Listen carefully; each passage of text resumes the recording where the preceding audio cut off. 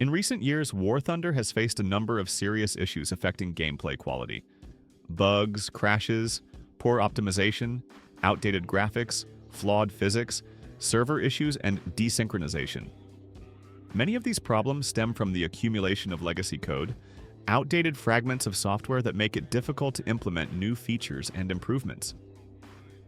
A successful example of solving such problems is demonstrated by World of Tanks. In 2018, wargaming developers carried out a large-scale update, transitioning from the old Big World engine to their new proprietary core engine. This significantly improved graphics, performance, and overall optimization while maintaining the same system requirements. They reworked 29 maps, added new effects, improved destruction physics with the Havoc destruction technology, and updated sound design to reflect the national characteristics of different maps. Switching to a new engine not only enhanced the visual aspect but also ensured the game's stable operation across a wide range of devices. This proves that investing in rebuilding a game from scratch can lead to significant improvements and increase player satisfaction. For War Thunder, a similar approach could solve its growing issues.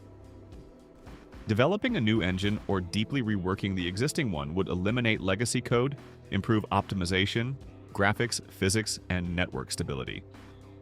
While such a step requires significant resources and time, World of Tanks experience shows that the results can justify the costs, breathing new life into the game and attracting both new and returning players. War Thunder is truly a unique project that attracts many players with its mechanics, large-scale battles, and realism. But let's be honest, the game's problems have been piling up for years, and with each new update, old issues don't go away. Sometimes they even get worse. Why does this happen? Let's break it down. 1. Legacy code, the main enemy of progress. Since its inception, War Thunder has been constantly updated, expanded, and supplemented. However, the problem is that all of this is built on an old foundation. Over the years, the game's code has turned into a tangled mess of patches and temporary fixes that developers either cannot or do not want to rewrite from scratch. This leads to all the other problems: poor optimization, bugs, broken models, desync. The list goes on. 2. Broken 3D models and hitboxes.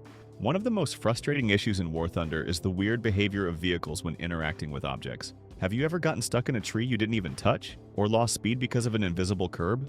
This all happens due to poorly designed 3D models and hitboxes. How can this be fixed? Ideally, by reviewing and remaking all models according to modern standards.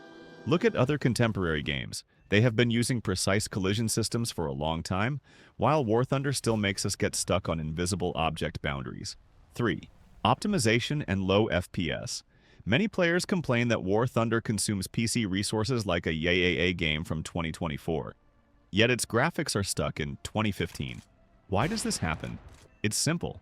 The old engine is not designed for modern technology. Developers are forced to constantly patch it up with workarounds, resulting in poor performance, even on high-end computers. The solution? A new engine. It's expensive, time-consuming, but look at Wargaming. They did it, so Gaijin can too. The only thing needed is the will to do it. 4. Desync and server issues. War Thunder is an online game where every millisecond matters. But how often have you seen an enemy shoot through cover, or your shell pass through a tank, without dealing damage? This is all caused by desync, server issues, and outdated netcode. These problems have existed for a long time, yet there's still no solution. Why hasn't this been fixed? Because changing network architecture is a massive task. But if War Thunder were built on a new technological foundation, these issues could be avoided. 5. Vehicle balance and economy.